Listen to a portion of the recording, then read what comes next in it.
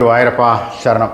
ശ്രീ ഗുരുവായൂരപ്പൻ്റെ കളഭാട്ടം ഈ സീസണിൽ ഡിസംബർ 26 കളഭാഭിഷേകം നടക്കുന്നത്.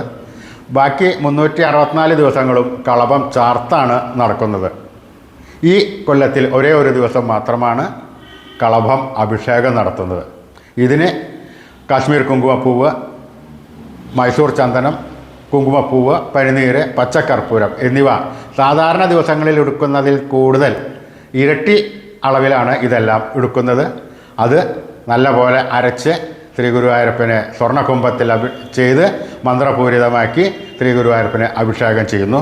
ഈ അഭിഷേകം ചെയ്ത കളഭം പിറ്റേ ദിവസം ഡിസംബർ 27 എല്ലാ ഭക്തജനങ്ങൾക്കും അമ്പലത്തിൽ വരുന്ന എല്ലാവർക്കും ആ തീർത്ഥവും ചന്ദനവും കൊടുക്കുന്ന സ്ഥലത്ത് വെച്ച് വിതരണം ചെയ്യുന്നതാണ്.